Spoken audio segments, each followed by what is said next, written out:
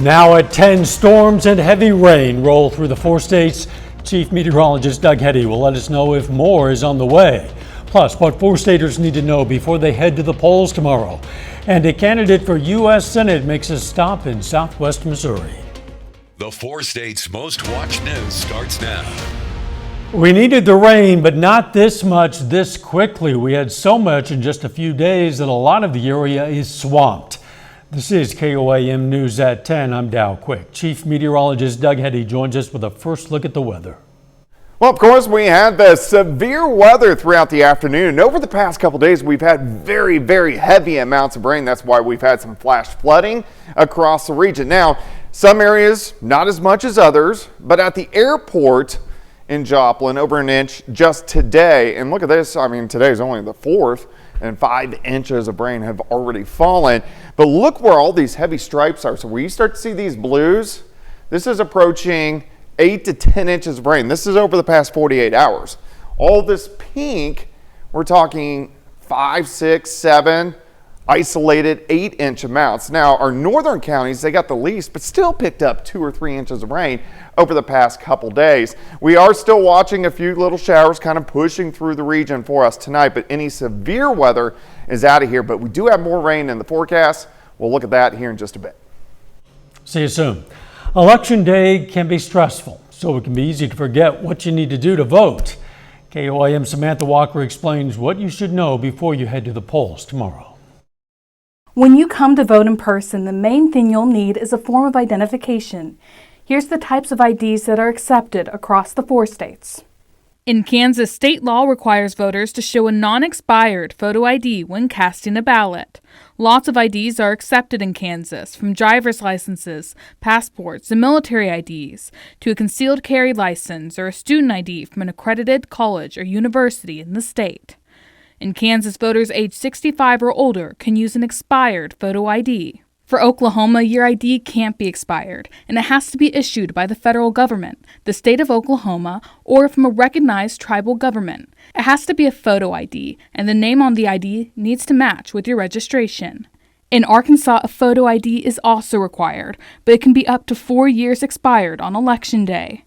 This ID must show the voter's name and photo and has to be issued by either the state of Arkansas or the federal government. Finally, in Missouri, a non-expired photo ID is required. It has to be issued by the United States or the state of Missouri, such as a driver's license, military ID, or veteran's ID card or passport. If you don't have the form of ID needed to vote in your state, don't worry. All 4 states allow for provisional ballots to be given out at the polls. After being filled out, those provisional ballots are put in a special envelope rather than the ballot box. When polls close, the registration status of those voters is determined, and if officially registered, the votes are cast. This election season, we've helped show you the candidates and issues you'll see on your ballot.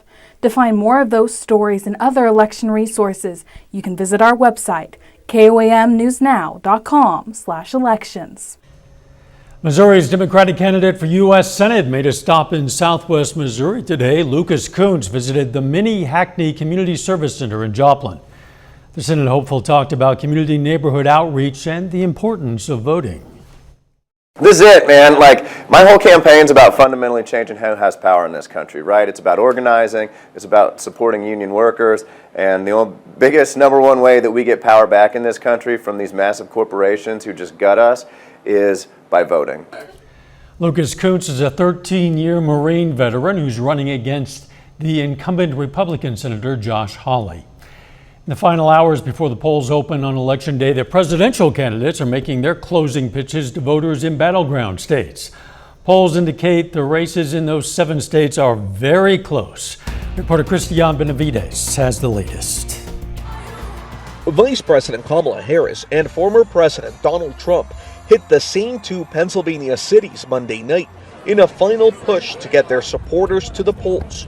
Tomorrow is Election Day, and the momentum is on our side. If we win Pennsylvania, we win the whole ball of wax. It's over. Of the 7 battleground states, the Keystone State is the biggest prize with 19 electoral votes. We need everyone in Pennsylvania to vote because you are going to make the difference in this election. Harris barnstormed in Pennsylvania all day, pushing a message of unity and never mentioning Trump by name. In the city of Reading, she visited a Puerto Rican restaurant and even knocked on doors, telling a surprised family she was there to earn their votes. She's outperforming Trump by 13 points when it comes to women, many of whom have been motivated by the overturning of Roe v. Wade. I don't even sleep, you know. Trump hit 3 states Monday, including North Carolina, a state he won twice and can't afford to lose. He kept up his personal attacks and unveiled a new proposed tariff against Mexico. If they don't stop this onslaught of criminals and drugs coming into our country, I'm going to immediately impose a 25% tariff on everything they send in to the United States of America. Trump's running mate, J.D. Vance, stopped here in Atlanta Monday. CBS News Battleground Tracker shows a narrow lead for the Trump campaign in Georgia, and the state could play an outsized role in the election once again. Late Monday, Georgia's Supreme Court ruled 3,000 voters in Cobb County who didn't get their absentee ballots on time will not get extra days to cast a ballot. Cristian Benavides, CBS News, Atlanta. Officials in just about every state have been working to ensure that this year's election is the most secure ever and voters are safe at the polls. Nevada has put its National Guard on standby, and at least 6 other states, including Arizona and North Carolina, have activated Guard troops. Talk of a potential water rate increase in the city of Joplin. We're going to have the latest from tonight's public meeting coming up. And a dentist's office in Carthage turns unopened candy into benefits for soldiers overseas. Missouri Southern's Plaster Center hosted a public hearing tonight for a potential rate increase for Missouri American water customers. Overall, Missouri American seeks to increase its water and sewer revenues by a little more than 34%. One customer speaking at tonight's meeting says this latest request comes too soon after watching his monthly bill jump $18 last year. The Missouri Public Service Commission says hearing input like this is important. It is critical that we hear from the public because frequently in these sessions, the public will point out issues for billing or for service or other things that should be a part of the public record. And the commission does want to hear in the formal hearing what the public has to say. And this is their chance to have impact. You still have a chance to submit written comments on the commission's website at psc.mo.gov. If you're looking for a sweet way to protect your teeth while supporting our soldiers, well, we have the perfect solution for you. Carthage Pediatric Dental is inviting you to donate your unopened candy. That candy will be sent to soldiers overseas, and for every pound of candy you donate, you'll earn $1. KOIM's Lonnie Walton has the story. Sugary things is one of the main causes of cavities in kids, and we know a lot of kids end up missing school because of toothache. Dr. Stuart Mager is a dentist at Carthage Pediatric Dental. He says candy after the holidays are expected, but certain ones give even him a headache. If I were to say, it just seems to be the sticky gummy candies that are the worst. If I had to choose a candy that I prefer all kids eat, it'd be chocolate. That's why he wants kids to bring that leftover candy to him so it can be donated to our men and women in uniform. That way, soldiers get candy and kids get money. Have them come on down here. We'll buy back the candy from them so they can get some cash, some money. They can enjoy buying something different than getting candy. Lakeisha Russell is a dental assistant. She's excited about the candy buyback program. She says it hits home for her. My husband is a Marine Corps vet, so the military is, very, very near and dear to my heart. Although Dr. Marger believes in having candy around special occasions, there's also a time to let it go. And for Russell, she believes the same, just not for her husband. I hope not, no. He's diabetic, he needs nothing. Reporting in Carthage, I'm Lonnie Walton, KOAM News. Dr. Marger says the Carl Junction School District is helping him get the candy to the troops. The Riverton High School FCCLA program is partnering with Community Blood Center of the Ozarks. Today's blood drive was an opportunity for community members to donate blood. Not only does the blood drive help fill community blood banks, but it also helps provide scholarships for FCCLA members. Doug returns next with a full look at the forecast, and a little bit later, we're going to take a bird's eye view of fall's color change and a look at the science behind that change.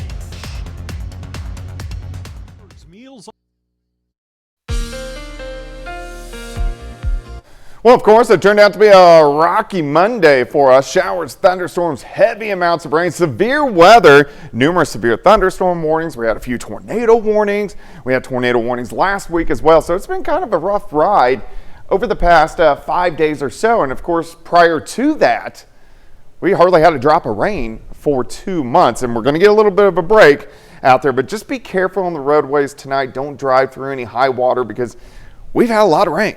Over the past 48 hours, on average, most of us are 5 to 7 inches, but there's pockets where you see these blues where it's pushing 10 inches of rain. So we need to dry out just a little bit as we go through the next couple days.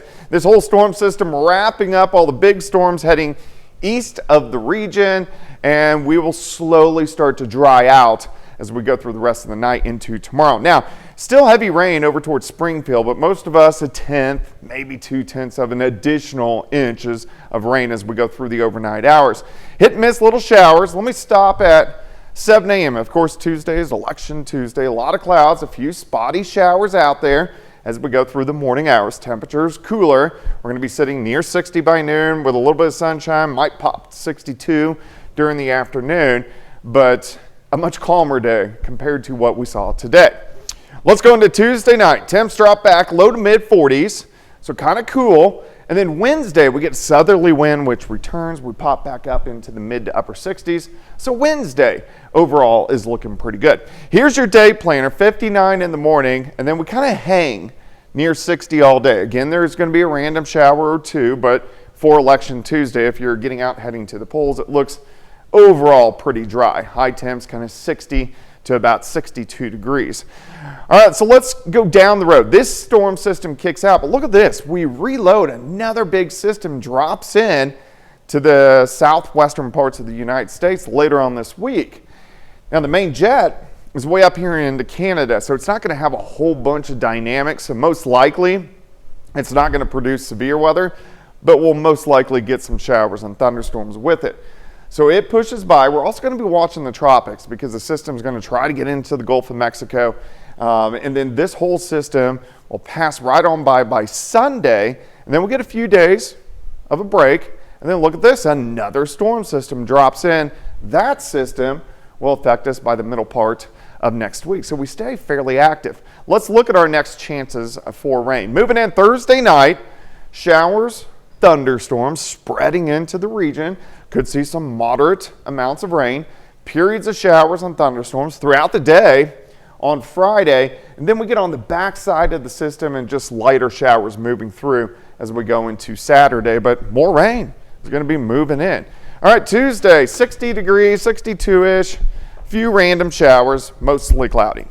67 on Wednesday, 69 on Thursday. Rain chances back in Friday and Saturday, but Sunday overall is looking pretty good. Doug, thanks. The leaves in our part of the country are undergoing that autumn color change and falling to the ground. But what about the science behind this beautiful time of year? KOAM's photojournalist takes us for a bird's eye view of these changes and talks to the Missouri Department of Conservation about what causes leaves to change color in fall.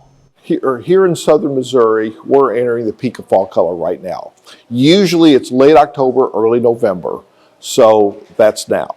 You know, it seems like some years it has been later. That peak fall color has been in early November, but this year it seems like it was a little bit more traditionally like the last part of October. So whatever has happened in the past, the main deal is now, this year, it looks to be the peak of fall color, so now is the time to get out and enjoy it. From the science side of it, fall color, the leaf drop, is okay. You ask. There's two. First, I'll get the leaf drop, and then it's fall color.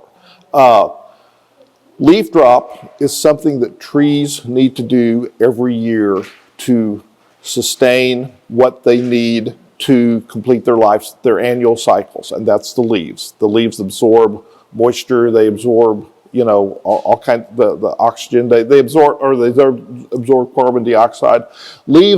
Trees need leaves for their annual life cycle. But throughout the course of the year, because of wind and rain and weather, those leaves get worn out.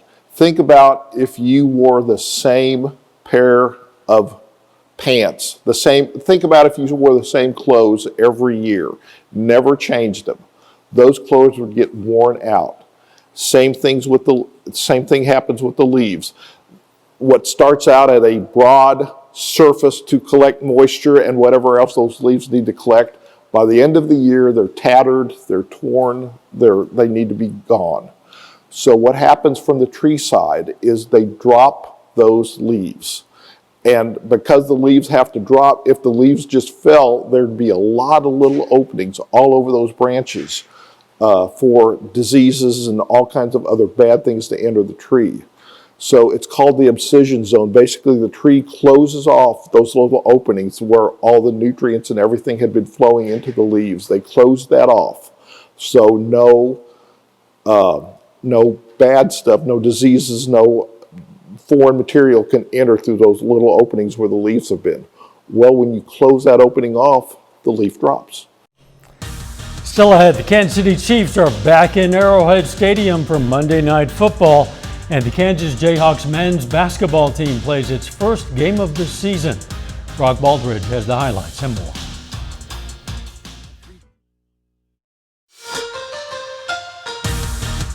It's been almost a couple of weeks since the Missouri Southern Lions last played in a football game. The Lions wrapped up a much-needed bye week as they head into their final game of the season. It's not been the year that the Lions were anticipating. Missouri Southern still looking for their first conference win of the season. However, the good news is Missouri Southern still has a couple of shots left. This week, the Lions host Nebraska Kearney on Senior Day. Head coach Atiba Bradley spoke about this week's game. If you come to games, if you watch the MIAA, it's a physical league. It's a league that takes a toll on you week in and week out. And so to be able to take a week and give the guys that take the majority of the reps a little bit of rest is huge, especially when you're talking about some guys that have been in college football for 3, 4, 5 years.